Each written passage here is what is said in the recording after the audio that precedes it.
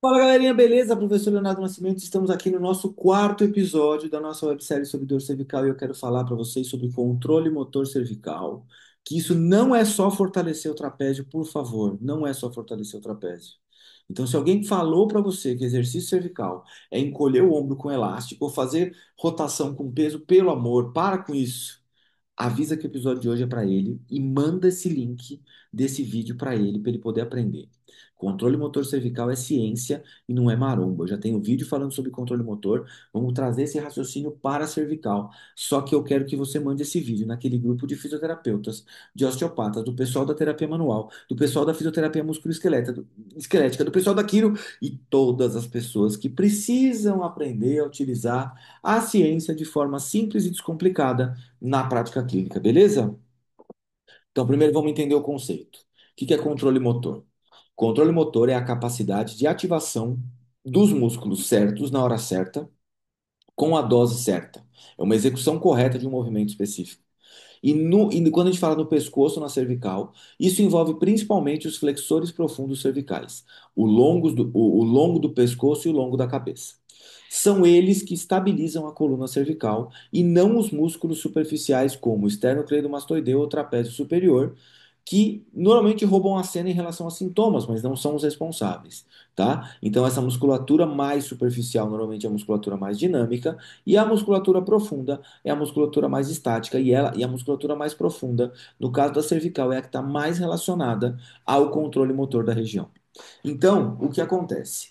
Esse teste de flexão-rotação da cervical,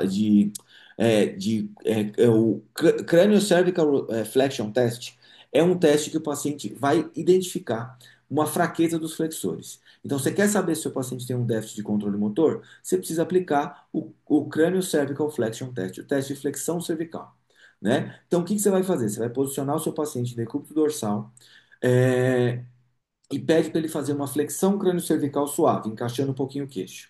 A ideia é você, o ideal é você sustentar mais ou menos entre mais ou menos uns 28 a 30 segundos, com precisão, e se o paciente tiver um pouco de movimento da cervical, ou começar a tremer, ou movimentar numa amplitude maior que 3 graus, eu tenho um déficit. Então, no estudo de Ju e colaboradores de 2008, eles mostraram que esse teste é válido e confiável para avaliar pacientes com dor cervical crônica. Então, especialmente pacientes crônicos vão ter alterações importantes de controle motor. E o que acontece quando esse controle falha? O nosso cérebro, o nosso córtex, começa a recrutar músculos superficiais demais. Então ele começa a fazer uma tensão superficial demais. Por isso que a gente vê esses pacientes com alteração de controle motor, com esternocleidos muito solicitados, trapézios superiores muito solicitados. Então isso vai aumentar demais a tensão dessa musculatura superficial, vai gerar até encurtamento do suboccipital, sobrecarga na cervical, e o resultado desse paciente ele se mantém num ciclo de dor crônica, de rigidez e de perda de função. E como é que eu faço para treinar o meu paciente para isso não aparecer de novo? Primeiro ponto, atividade isolada de flexores profundos. Então, na mesma posição do teste, você pode começar a treinar o seu paciente a fazer um pouco de mobilização ativa e manter a posição.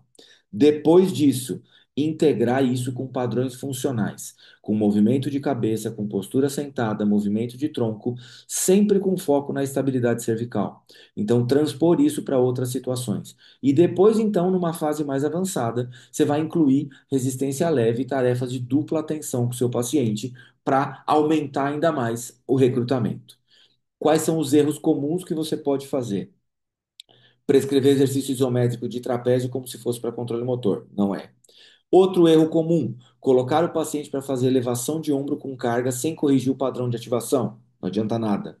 E o terceiro erro: não reavaliar com o teste dos flexores. Como você vai saber se melhorou se você não fizer o teste de novo? Então, a cada 4 semanas, pelo menos, repetir o teste.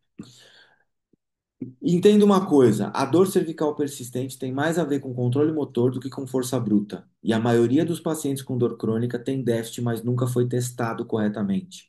Diagnóstico funcional exige avaliação clínica e treino preciso. E o que falta na sua clínica hoje é isso. Geralmente, que você não testa e não sabe como treinar. Sabe como que eu faço isso? No treinamento ponta a ponta para todos os meus alunos, eles aprendem a fazer a avaliação e o tratamento de forma simples e descomplicada. Agora entenda o seguinte, que no próximo episódio dessa websérie, a gente vai falar sobre a farsa das disfunções segmentares cervicais. Será que toda dor precisa de ajuste? Ou não? Fica ligado. Até a próxima.